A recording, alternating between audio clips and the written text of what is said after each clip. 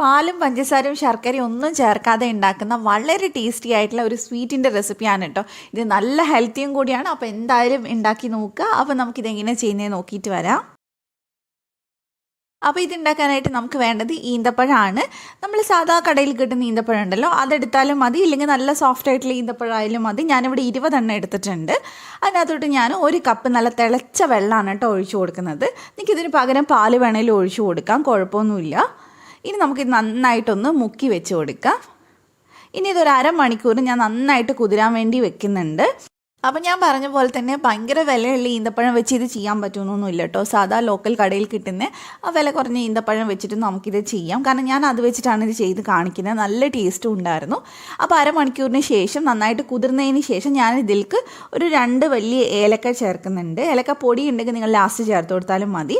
അതൊന്ന് അരച്ച് മാറ്റി വെക്കുക. പിന്നെ നമുക്ക് വേണ്ടത് കോൺഫ്ലോർ ആണ്. അപ്പോൾ ഞാനിവിടെ 1/4 കപ്പ് കോൺഫ്ലോർ എടുത്തിട്ടുണ്ട്. ഇനി നമുക്കിതിനകത്തോട്ട് 1/2 കപ്പ് വെള്ളം ഒഴിച്ചു കൊടുക്കുക. അപ്പോൾ 1/4 കപ്പ് കോൺഫ്ലോറിലേക്ക് 1/2 കപ്പ് വെള്ളം ഒഴിച്ചിട്ട് നല്ലപോലെ നമുക്കിതൊന്ന് മിക്സ് ചെയ്തെടുക്കാം. ഒട്ടും തന്നെ കട്ടയില്ലാതെ വേണം മിക്സ് ചെയ്യാനായിട്ട്. നമ്മൾ സാധാരണ ഹൽവയൊക്കെ ഉണ്ടാവില്ല, അത് കഴിക്കുന്ന ഇതേ ടേസ്റ്റ് തന്നെയാണ് ഇതിനുണ്ടാവുക. അപ്പോൾ ഇനി നമുക്കൊരു പാൻ വെച്ചിട്ട് അതിനകത്തോട്ട് നെയ്യ് ചേർത്ത് കൊടുക്കുക. നെയ്യ് നമുക്കിതിൽ മൊത്തമായിട്ടൊരു 3 സ്പൂൺ നെയ്യൊക്കെ വേണ്ടുള്ളൂ. പിന്നെ നിങ്ങൾക്ക് ഇഷ്ടമാണെങ്കിൽ അതിൽ കൂടുതൽ ചേർത്താലും ഒരു കുഴപ്പമില്ല. അപ്പോൾ ഞാൻ കുറച്ച് കശുവണ്ടി കട്ട് ചെയ്ത് ചേർത്തിട്ടുണ്ട്. അത് നമുക്ക് നന്നായിട്ടൊന്ന് വറുത്തെടുക്കാം. ഇതിൻ്റെ കൂടെ എക്സ്ട്രാ വേറെ നട്ട്സ് എന്തെങ്കിലും വേണമെങ്കിൽ അതും ചേർത്ത് കൊടുക്കാം കേട്ടോ. അപ്പോൾ നന്നായിട്ട് വറുത്തതിന് ശേഷം ഞാനിത് പാനിൽ നിന്ന് എടുത്ത് മാറ്റുന്നുണ്ട്. ഇനി നമുക്ക് ഇതിനകത്തോട്ട് ചേർത്ത് കൊടുക്കാനുള്ളത് അരച്ച് വെച്ചിട്ടുള്ള ഈന്തപ്പഴമാണ്. നന്നായിട്ട് അരിഞ്ഞിട്ടുണ്ട്. 1-2 കുഞ്ഞു പീസ് ഉണ്ടെന്ന് വെച്ചാൽ കുഴപ്പമൊന്നുമില്ല. അപ്പോൾ മാക്സിമം നന്നായിട്ട് അരച്ചെടുക്കാൻ നോക്കിയാൽ മതി. അപ്പോൾ ഇനി നമുക്ക് ഇതൊന്ന് വറ്റിച്ചെടുക്കണം. നല്ലപോലെ ഇതൊന്ന് വെന്ത് ഡ്രൈ ആയിട്ട് വരണം. ഒരു 5-6 മിനിറ്റോളം നന്നായിട്ടൊന്ന് മിക്സ് ചെയ്ത് കൊടുക്കുക. അപ്പോൾ ഇതിൻ്റെ കളറൊക്കെ ഒന്ന് ചേഞ്ചായി വരും കേട്ടോ. അത്രയും നേരം നമ്മളിത് വഴറ്റിയെടുക്കാനുണ്ട്. പിന്നെ നമ്മൾ സാധാരണ ഹൽവയൊക്കെ ഉണ്ടാക്കുന്ന അത്രയും നേരമൊന്നും വേണ്ട ഇത് ചെയ്യാൻ. ഈസി ആയിട്ട് പെട്ടെന്ന് തന്നെ ചെയ്തെടുക്കാൻ പറ്റും. അപ്പോൾ ഇതിൻ്റെ കളറൊക്കെ ഒന്ന് മാറി വന്നിട്ടുണ്ട്. കുറച്ചൊന്ന് ഡ്രൈ ആയിട്ടുണ്ട്. അതുപോലെ തന്നെ ഡാർക്ക് കളറിലേക്കും വന്നിട്ടുണ്ട്. ഈ സമയത്ത് നമുക്കിനി ഇതിനകത്തോട്ട് നെയ്യൊക്കെ ചേർത്ത് കൊടുക്കാം. അപ്പോൾ ഞാനിതിനകത്തോട്ട് 1 ടീസ്പൂൺ നെയ്യ് ചേർത്ത് കൊടുക്കുന്നുണ്ട്. എന്നിട്ട് നമുക്ക് നന്നായിട്ട് ഒന്ന് മിക്സ് ചെയ്തെടുക്കാം. അപ്പോൾ ഞാൻ നേരത്തെ പറഞ്ഞ പോലെ തന്നെ നമുക്ക് ഇതിന് ശരിക്കും 3 സ്പൂണൊക്കെ നെയ്യ് ആവശ്യം വരുള്ളൂ. പിന്നെ നിങ്ങൾക്ക് നെയ്യ് ഇഷ്ടമാണെങ്കിൽ കൂടുതൽ എടുക്കാം. ഞാനിവിടെ വീട്ടിൽ തന്നെ ഉണ്ടാക്കിയിട്ടുള്ള നെയ്യാണ്. പിന്നെ എനിക്ക് നല്ല ഇഷ്ടമാണ് നെയ്യിൻ്റെ ഫ്ലേവർ. അതുകൊണ്ട് ഞാൻ കുറച്ച് കൂടുതൽ എടുക്കുന്നുണ്ട് കേട്ടോ. അപ്പോൾ അത് ആ ഒരു ഇങ്ങനെ കഴിക്കുമ്പോൾ ആ നെയ്യിൻ്റെ നല്ലൊരു കുത്തലുണ്ടാവും. അങ്ങനെ ഇഷ്ടമുള്ളവരാണെങ്കിൽ മാത്രം കൂടുതൽ എടുത്താൽ മതി. അപ്പോൾ ഞാൻ കുറച്ചും കൂടെ നെയ്യൊന്ന് ചേർത്ത് കൊടുക്കുന്നുണ്ട്. ഇനി നമുക്ക് വീണ്ടും ഒന്ന് മിക്സ് ചെയ്തെടുക്കാം. ഇപ്പോൾ ഏകദേശം നന്നായിട്ട് കളറൊക്കെ മാറി നല്ലപോലെ ഡ്രൈ ആയിട്ടുണ്ട്.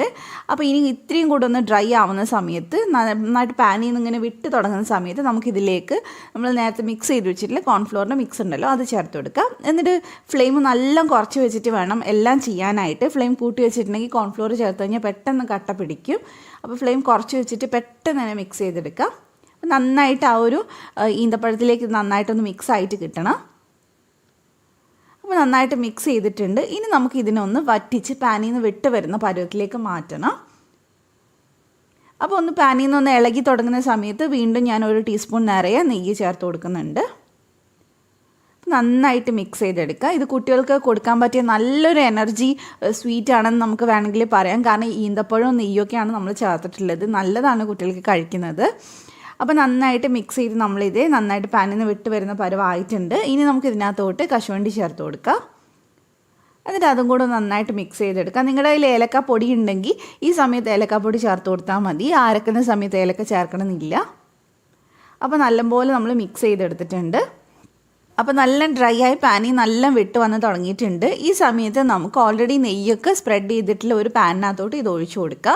പാൻ അല്ലെങ്കിൽ നിങ്ങളൊരു പ്ലേറ്റ് എടുത്താലും മതി. അതിൽ നല്ലോണം നെയ്യൊന്ന് സ്പ്രെഡ് ചെയ്തിട്ടുണ്ടായാൽ കുറച്ചുകൂടെ ഈസി ആയിട്ട് നമുക്ക് ഇളക്കിയെടുക്കാൻ പറ്റും. അപ്പോൾ ഇനി നമുക്കിത് ഫുള്ളായിട്ട് ഇതിനകത്തോട്ടൊന്ന് സ്പ്രെഡ് ചെയ്ത് കൊടുക്കുക. മേൽഭാഗത്തു നിന്ന് ഒന്ന് പ്രസ് ചെയ്ത് കൊടുക്കുക. അപ്പോൾ നമുക്ക് കട്ട് ചെയ്യുമ്പോൾ നല്ലൊരു ഷേപ്പിൽ കിട്ടും. അപ്പോൾ ഇനി ഇതിൻ്റെ മേലെയായിട്ട് ഞാൻ കുറച്ച് നട്ട്സ് വെച്ച് കൊടുക്കുന്നുണ്ട്. അണ്ടിപ്പരിപ്പ് തന്നെയാണ് കേട്ടോ വെച്ച് കൊടുത്തിട്ടുള്ളത്. അപ്പോൾ അത് കുറച്ച് നമുക്ക് വെച്ച് കൊടുക്കാം. ഇനി നമുക്കിതിൻ്റെ മേലെ ജസ്റ്റ് ഒന്ന് പ്രസ് ചെയ്ത് കൊടുക്കുക. അണ്ടിപ്പരിപ്പൊക്കെ അതിലേക്ക് ഇങ്ങനെ ഒട്ടിപ്പിടിച്ചിരിക്കാൻ വേണ്ടിയിട്ടാണ്. ഇനി ഞാനിത് കുറച്ച് നേരം അടച്ച് വെച്ചിട്ടുണ്ട്. 2 മണിക്കൂറൊക്കെ ഒന്ന് ചൂടാറാൻ വേണ്ടി മാറ്റി വെച്ചിട്ടുണ്ട്. നന്നായിട്ട് ചൂടാറിയിട്ടുണ്ട്. സൈഡൊക്കെ ഇളകി വന്നിട്ടുണ്ട് കേട്ടോ. അല്ലെങ്കിൽ ഒരു കത്തി വെച്ച് ജസ്റ്റ് ഒന്ന് ഇളക്കിയിട്ട് കൊടുത്താൽ മതി. ഇനി നമുക്കിതേ ഒരു പ്ലേറ്റിലേക്ക് ഞാനിത് മാറ്റിയിട്ടുണ്ട്. അപ്പോൾ ഇനി ഇഷ്ടമുള്ള ഷേപ്പിൽ കട്ട് ചെയ്ത് കഴിക്കാം. അപ്പോൾ എല്ലാവരും ഉണ്ടാക്കി നോക്കുക, കുട്ടീസിനൊക്കെ ഉണ്ടാക്കി കൊടുക്കുക, എന്നിട്ട് ട്രൈ ചെയ്തിട്ട് ഫീഡ്ബാക്ക് അറിയിക്കുക. അപ്പോൾ റെസിപ്പി ഇഷ്ടമായിട്ടുണ്ടെങ്കിൽ ഒന്ന് സപ്പോർട്ട് ചെയ്യുക. അപ്പോൾ നമുക്ക് മറ്റൊരു നല്ല വീഡിയോ ആയിട്ട് വീണ്ടും കാണാം. Thank you for watching.